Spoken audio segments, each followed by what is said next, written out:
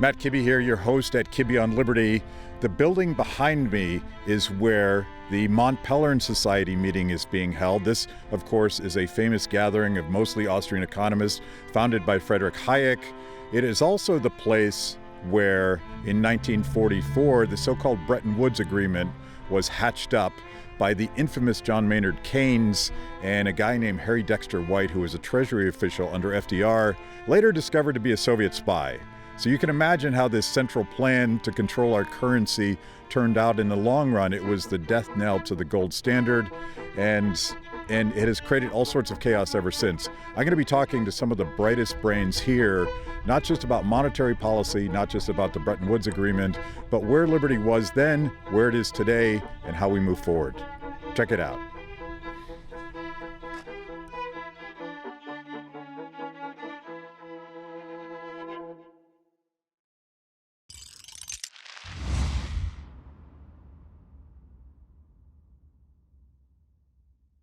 Larry, thanks for joining us. My pleasure, Matt. So you are a professor at George Mason University. Correct. And you just told me, it's not like I know this, but since 2009.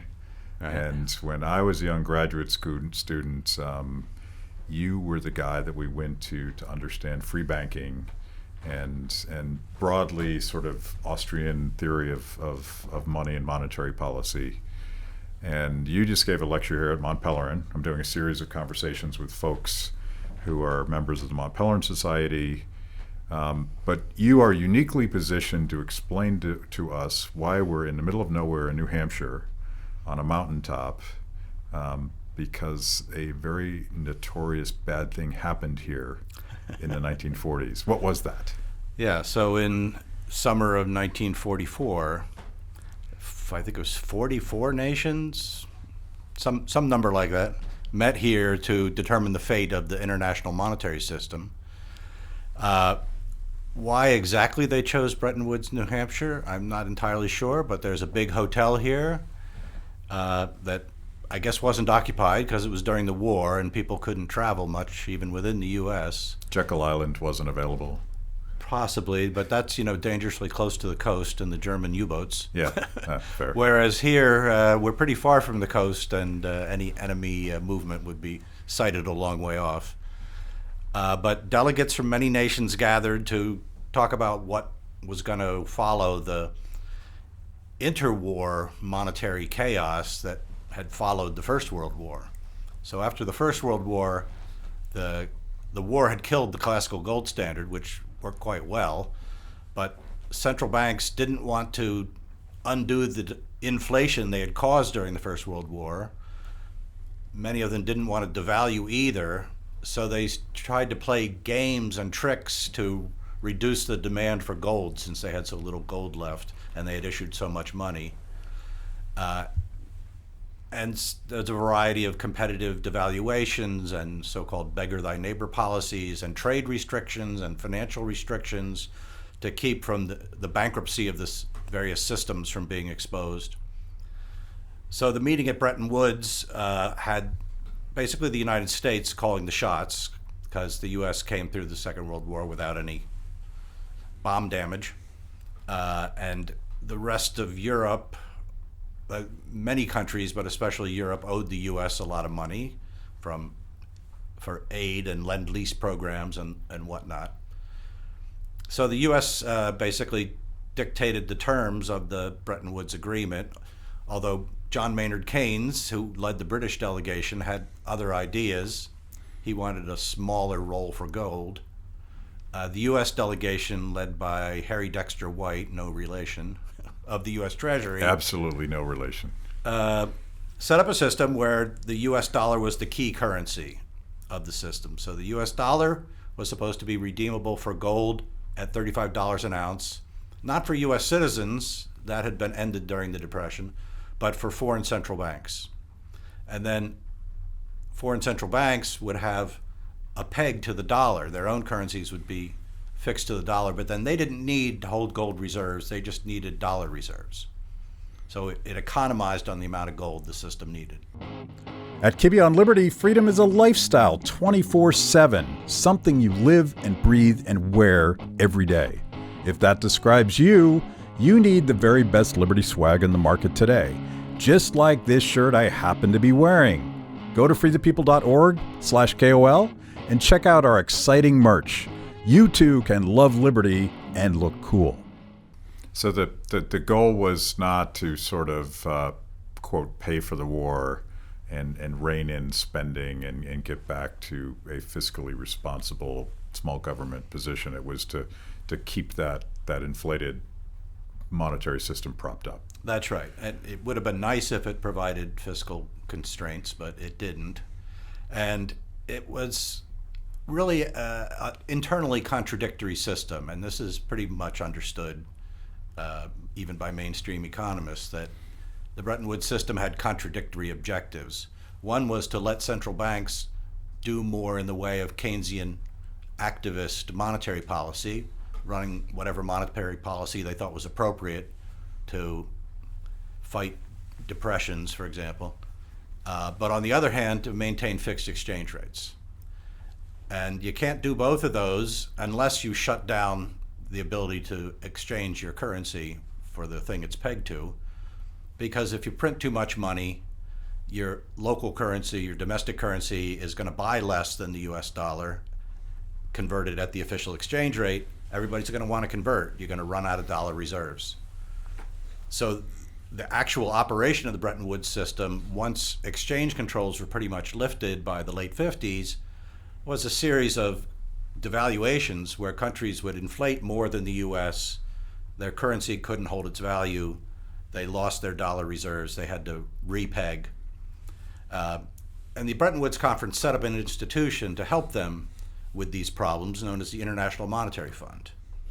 Right, so the International Monetary Fund was designed to either provide loans to countries that needed to borrow money to defend their peg, or to give them permission to change their peg.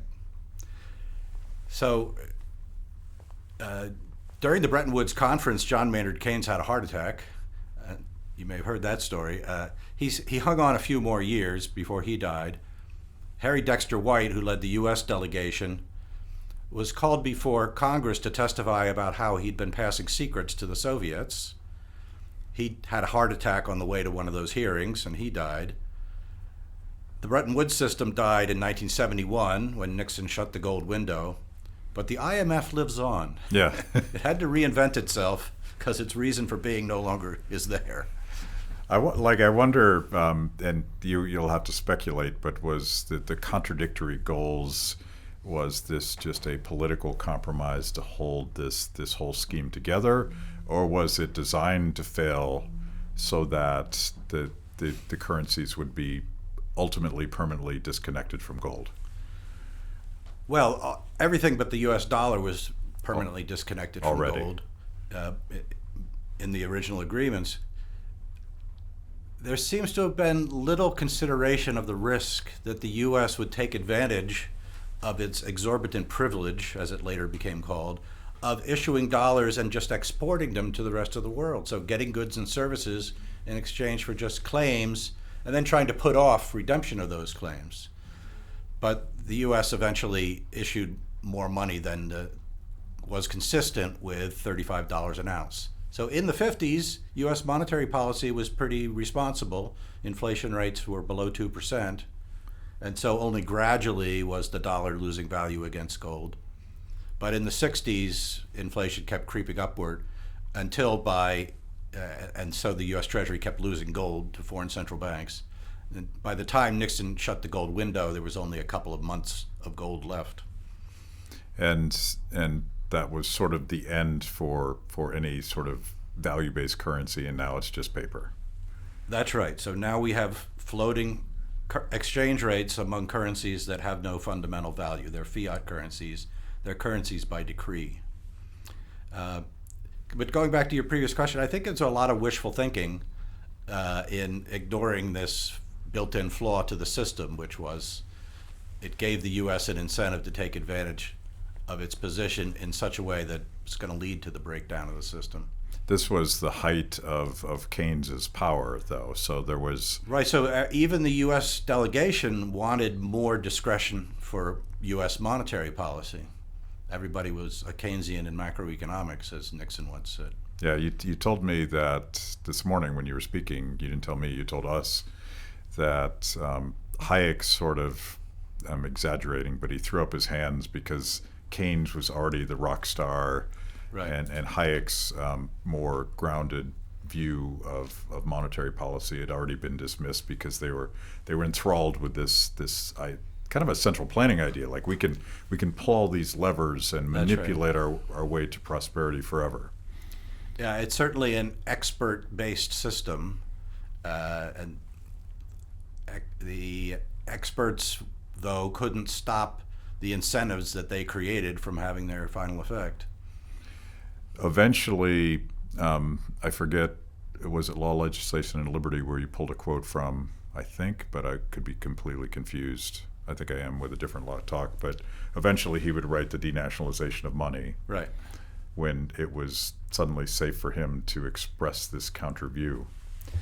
Yeah, so what I said was that Hayek had given up trying to influence his fellow economists on monetary policy and international monetary relations because they were all in love with Bretton Woods, and Bretton Woods was contrary to what he thought was viable. He turned out to be right in the long run, but he didn't say much at all about money. Now, you mentioned the Law, Legislation, and Liberty. There are a couple of footnotes in the Constitution of Liberty where Hayek says, well, the government shouldn't place any obstacles in the way of their citizens who want to own gold, which was the law in the U.S. U.S. citizens couldn't own gold, monetary gold. They could own jewelry, but not monetary gold until it was re-legalized after Bretton Woods broke down. And they shouldn't put any obstacles in the way of their citizens owning whatever foreign currency they want to hold. So that's 1960, and that's kind of the germ from which the denationalization of money eventually grew. Yeah. So let's fast forward to today. Why on earth are we still talking about Bretton Woods? The act in 1971 delinking gold completely from the dollar has to be the basis for a lot of this chaos that we see today, like just endless expansion of the money supply, right. Seemingly modern monetary theory, and all this craziness that we didn't even imagine back then. Yeah. So where are we today? On the one hand, Nixon closing the gold window was a symptom that the Fed was already off the rails, but since the gold window was closed, it's gone further off the rails. That is, there's no tangible constraint on wild swings in monetary policy. The Fed does have a nominal commitment to a 2% inflation target, but as they keep explaining, well, it's an average inflation target. It's a flexible average inflation target. So we're not going to get back to 2% anytime soon, nor are we going to undershoot in order to make up for all the time we've spent above 2%, which means that it's not really an average inflation target. There's still a lot of guesswork about what the purchasing power of the dollar is going to be 5 or 10 or 20 years from now. Thank you for joining me today on Kibbe on Liberty and for being part of our fiercely independent audience. Every week, my organization, Free the People, partners with Blazetv to bring you this show. My guests bring smart perspectives on everything from current events to timeless philosophical debates. If you like what you hear, go to freethepeople.org/KOL and support Kibbe on Liberty so we can continue to produce these honest conversations with interesting people. Now, let's get back to it. So you're one of the pioneers of free banking theory, and very much from an Austrian perspective. What should we do, and is there any hope that we would actually do it? How would we fix the mess? It certainly didn't start at Bretton Woods, but it was maybe the final nail in the coffin. Well, it's going to be difficult to do it in the usual way of spreading good ideas and having them picked up. There are lots of organized interests who benefit from the welfare warfare state, who don't want constraints on the federal budget or the ability of the Fed to monetize federal debt. But there is some hope that from the bottom up, people will put themselves back on the gold standard, or people will adopt some kind of cryptocurrency standard if they find one that gives them stable valued money. I don't think Bitcoin is a very good candidate for that, just because of the way it's designed gives it great volatility in its price. But the same blockchain technology that Bitcoin introduced makes it now easier to transfer gold ownership.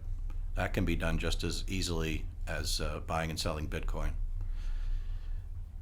Now, I don't expect much to change until inflation gets worse.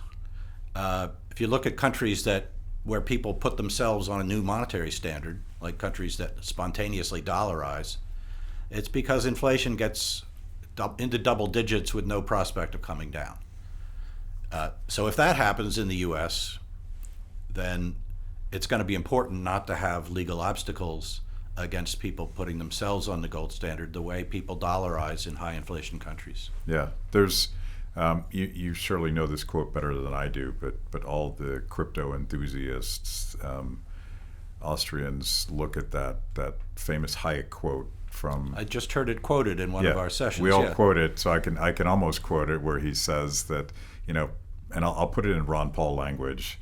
We're probably not going to end the Fed, but if we could find some sort of sneaky way to work around the Feds, that's how we will reform and denationalize money. Yes, I forget what was sneaky or tricky or clever, but something that we can get off the ground before they know what's happening, before they're able to stop it. Yeah. So it's kind of like an Uber strategy. Right. It's better to ask for forgiveness than for permission. I gotta believe, like I'm not an expert on crypto, but I gotta believe the hyperbolic statements from the Elizabeth Warrens of the world and the Hillary Clintons about the evils of cryptocurrency tell me that they think this might be a problem for them and their grand schemes and their endless war financing state.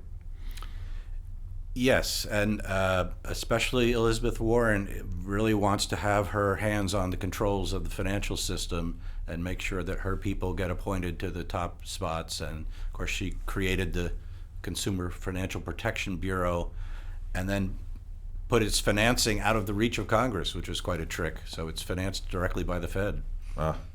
So last question, because you actually got to get downstairs and do a panel, but and tell me if this observation is right, but it seems to me that the Bretton Woods scheme, this central plan to globally manage currency markets, was a way to not finance the war that they were currently getting out of, and the net result has been an irresponsible flow of cash into endless wars ever since.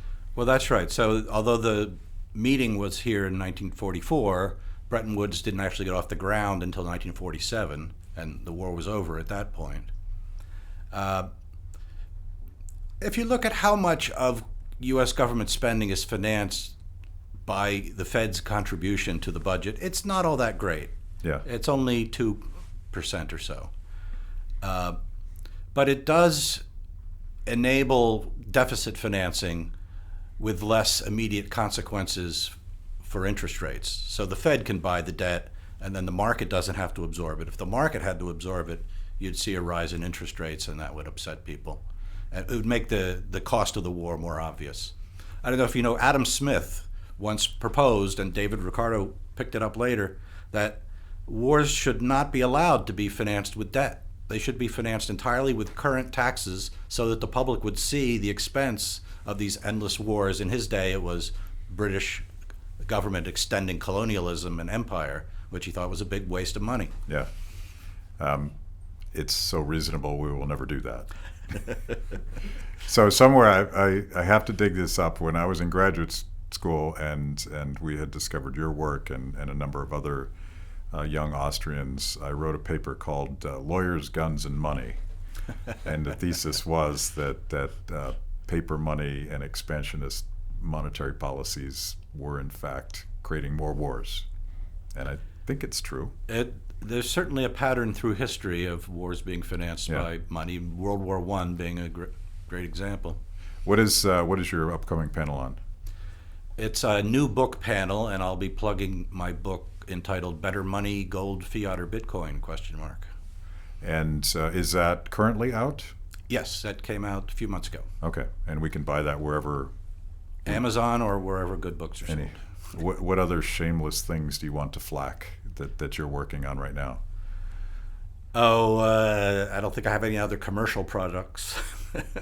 If people want to find your work, though, is there... I'm at George Mason University, so you can find me there, or I have a page at the Cato Institute, which keeps up to date with my latest articles for public consumption.